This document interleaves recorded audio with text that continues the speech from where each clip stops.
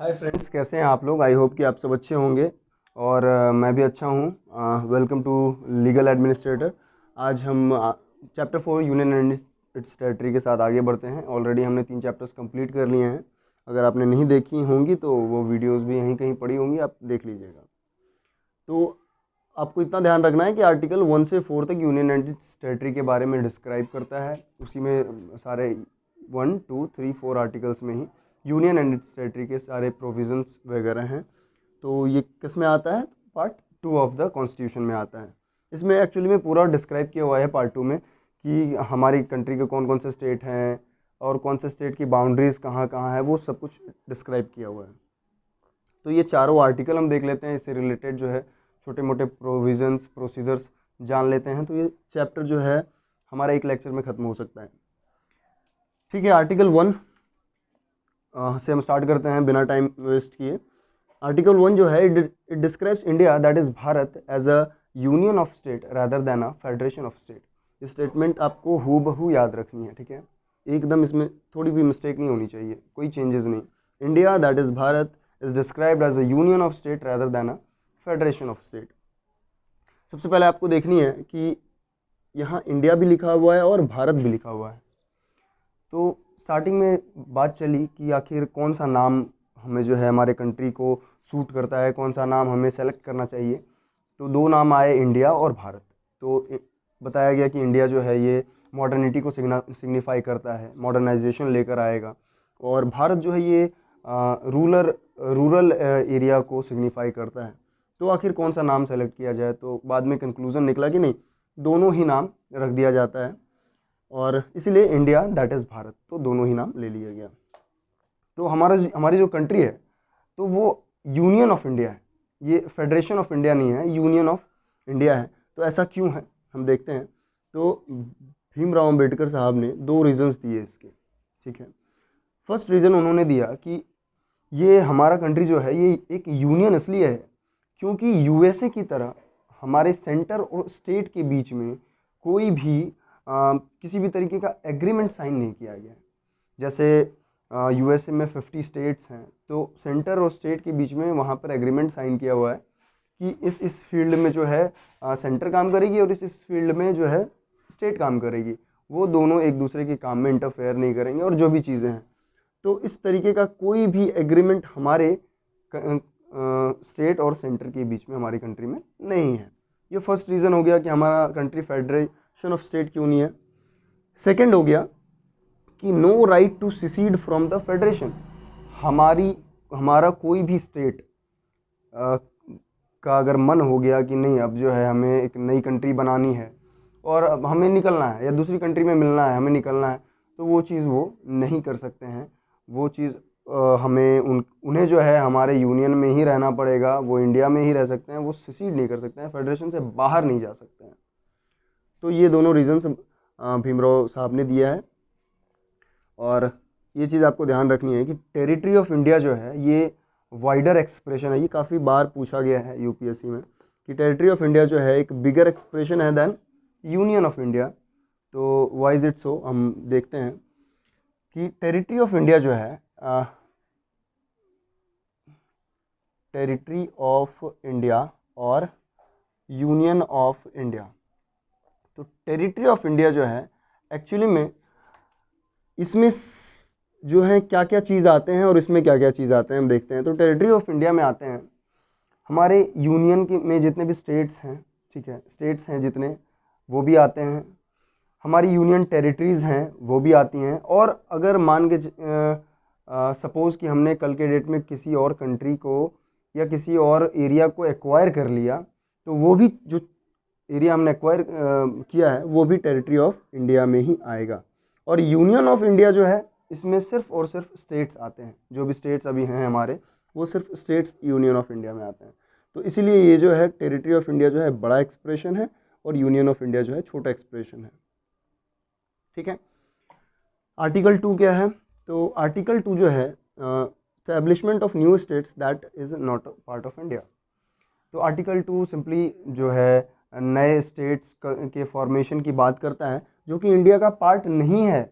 India का part जो कि नहीं है, मतलब कि हमने इंडिया के बाहर जो है कोई नया स्टेट जो है कि वो पहले कोई और कंट्री होगी या कुछ और होगा, और हमने उसे एक्वायर करके और नया स्टेट बनाया अपना, तो ये आर्टिकल 2 में ये प्रोविज़न है कि हाँ हम ऐसा कर सकते हैं। तो सपोज़ कि हमने चाइना को जो है एक्वायर कर लिया और उसे अपना जो है एक स्टेट बना दिया, तो जो है ये चीज़ आर्टिकल 2 में हमें राइट है, हम ऐसा कर सकते हैं। नाउ अगर हम आर्टिकल 3 की बात करें तो आर्टिकल 2 और 3 में सिर्फ इतना डिफरेंस है कि इसमें जो है ऐसा स्टेट का फॉर्मेशन जो कि पहले इंडिया का पार्ट नहीं है, मतलब वो कोई और कंट्री होगी, इंडिया का पार्ट वो जो है एरिया वो इंडिया का पार्ट नहीं था। लेकिन इसमें क्या है कि ऑलरेडी वो इंडिया का पार्ट है, ऑलरेडी वो इंडिया का पार्ट है, लेकिन फिर भी हम जो है नए स्टेट्स बना रहे हैं। जैसे अभी आपने देखा कि आंध्र प्रदेश को जो है रिसेंट में जो है अलग करके सेपरेट करके और तेलंगाना उसमें से निकाल दिया गया, तो 2 स्टेट्स हो गए, एक स्टेट्स में से 2 स्टेट निकाल गए, तो क्या तेलंगाना न्यू स्टेट आ गई? नहीं, वो तो ऑलरेडी वहाँ के लोग वहीं पे थे, वो भी इंडियन थे, पहले भी इंडियन थे, अभी भी इंडियन है, तो एरिया जो है वो बांट दिया गया और नाम चेंज हो गया, बस इतना ही हुआ। वो पहले भी इंडियंस थे और अभी भी इंडियंस हैं। लेकिन इसमें क्या है कि हो सकता है कि पहले चाइनीज़ होंगे, लेकिन एक्वायर करने के बाद वो अब इंडियन हो जाएंगे, तो इसमें ये इसमें और इसमें ये डिफरेंस है। अच्छा, अब आर्टिकल 3 जो है ऐसे जो कि पहले से ही इंडिया के पार्ट हैं, ठीक है, और उनको जो हम नया स्टेट बना रहे हैं, तो किस किस तरीके से हम बना सकते हैं? सबसे पहले या तो हम सेपरेट कर देंगे एक स्टेट को दूसरे स्टेट से, सेपरेट कर देंगे, या एक स्टेट में से किसी छोटे एरिया को निकाल के नया स्टेट बना दिए, या फिर यूनाइट कर देंगे, 2 स्टेट को हमने मर्ज कर दिया।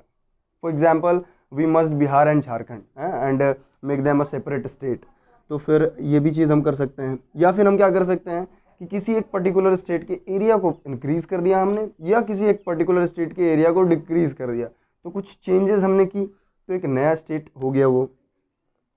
या फिर हम बाउंड्रीज को अल्टर कर रहे हैं, बाउंड्रीज को घटा दिया, बढ़ा दिया, या फिर उसका नाम चेंज कर दिया, मान के चलिए कि बिहार का नाम जो है कुछ और कर दिया गया, तो ठीक है, तो ये एक नया स्टेट हो गया ना। तो ऐसा स्टेट तो वही हो गया, लेकिन नाम नया हो गया, तो पहचान नहीं हो गई, और क्या।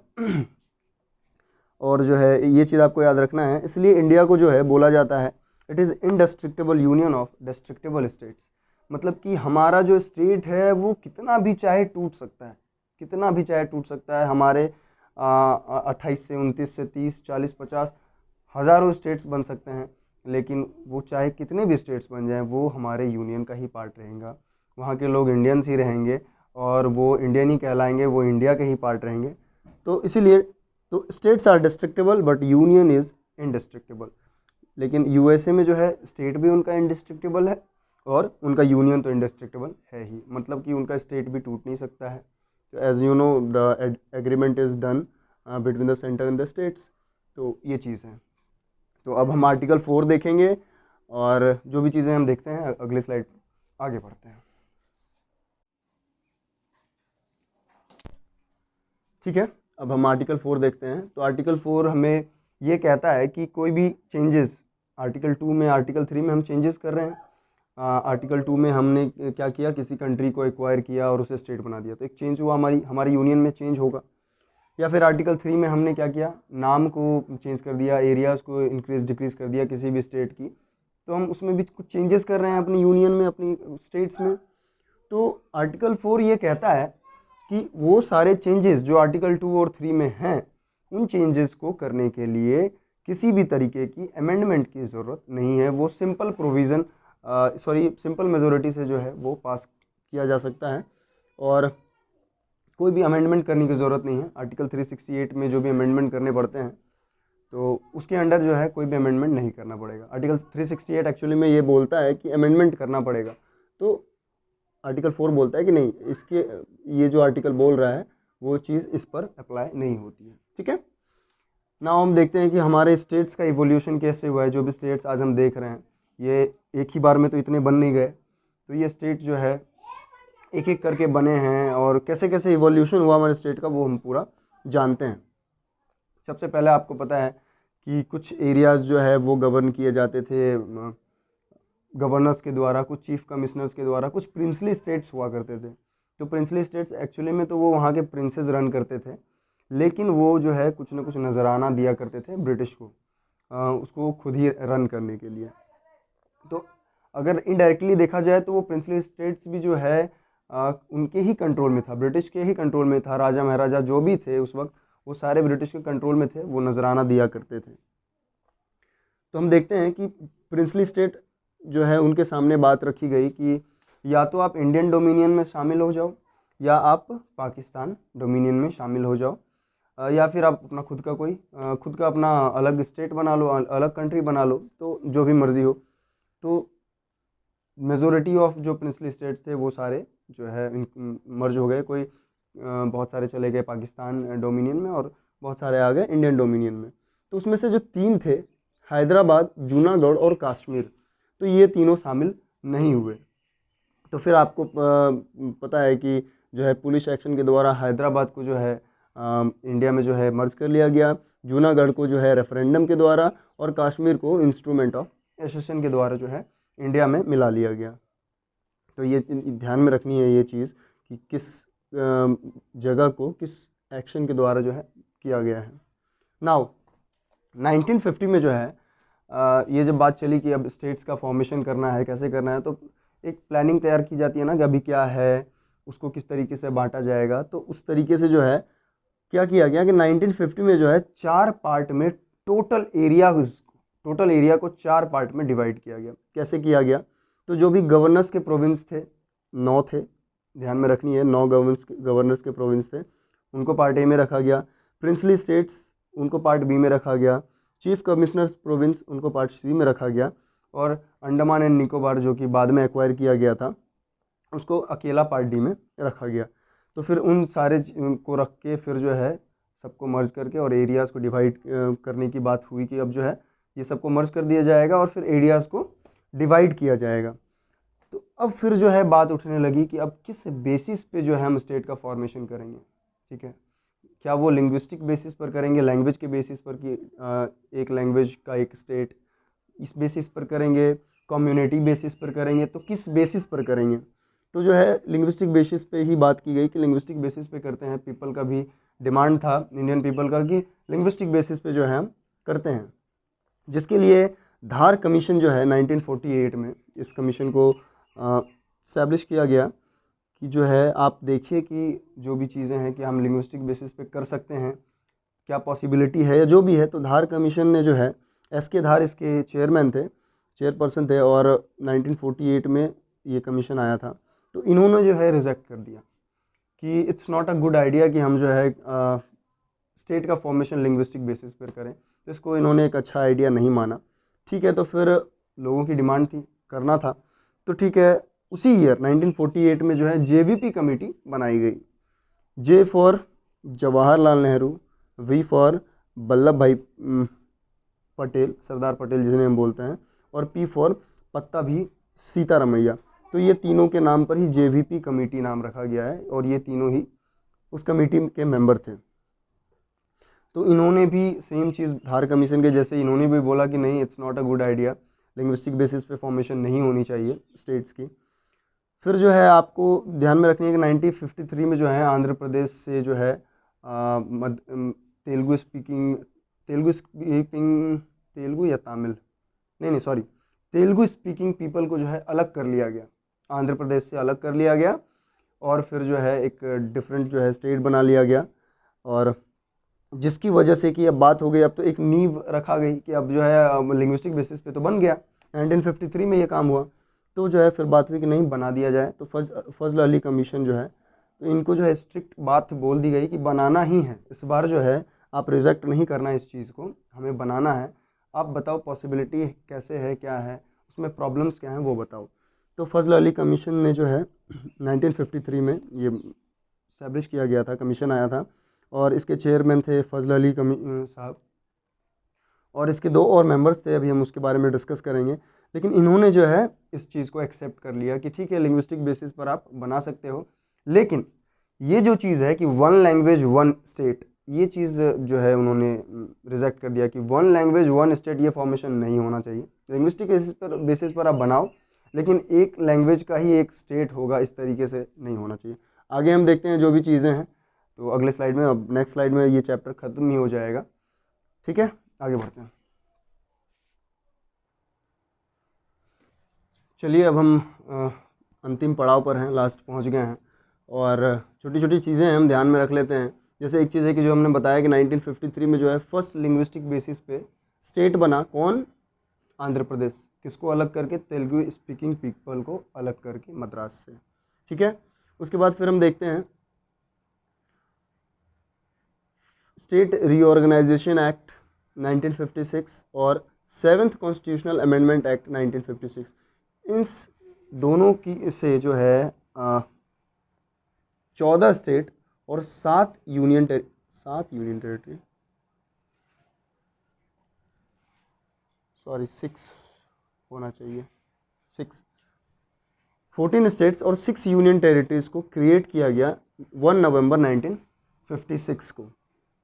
ठीक है, तो जो अभी बढ़ के आपको पता है कि कितने सारे स्टेट्स हो गए हैं, यूनियन टेरिटरीज हो गई हैं। अभी 2020 है और अभी कितने स्टेट्स हैं? 28 स्टेट्स हैं और 8 यूनियन टेरिटरीज हैं। तो वो जो है टाइम टू टाइम बढ़ा, जैसे बिहार झारखंड पहले एक था, फिर बिहार झारखंड भी सेपरेट कर दिया गया, फिर बहुत सारे स्टेट्स, फिर जैसे आपका आंध्र प्रदेश, तेलंगाना, तो बहुत सारे स्टेट्स जो है निकलते गए और जो है स्टेट्स का फॉर्मेशन होता गया, नंबर्स बढ़ते गए। तो ये सारे आपको जो है ये चीज़ आपको बिल्कुल याद रखनी है। 10, 12, 13, 14, 22 और 36 ये जो है बिल्कुल ध्यान में रखना है कि स्टेट रीऑर्गेनाइजेशन एक्ट के तहत जो है ये सारे अमेंडमेंट्स हुए हैं, और कौन सा अमेंडमेंट किस पर्टिकुलर स्टेट के लिए है वो भी ध्यान में रखनी है, क्वेश्चंस पूछे जाते हैं। ठीक है, 10th constitutional amendment, Dadra and Nagar Haveli को क्या किया गया? एक्वायर कर लिया गया।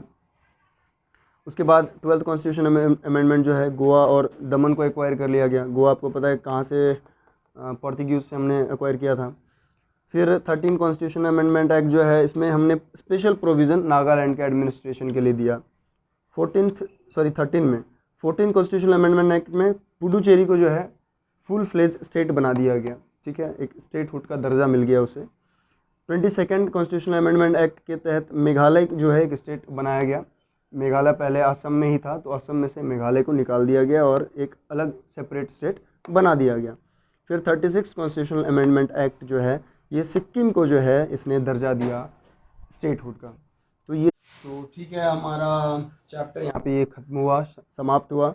अगर कुछ रिगार्डिंग इसके क्वेश्चंस अगर आपके होंगे तो आप पूछ सकते हैं, और चीज़ें अच्छी लगी तो लाइक कीजिए, बुरी लगी डिसलाइक कीजिए। और ठीक है, अब हम नेक्स्ट चैप्टर के साथ, सिटीजनशिप नेक्स्ट चैप्टर के साथ हम आगे फिर से मिलेंगे। तब तक आप अपना ध्यान रखें। Thank you.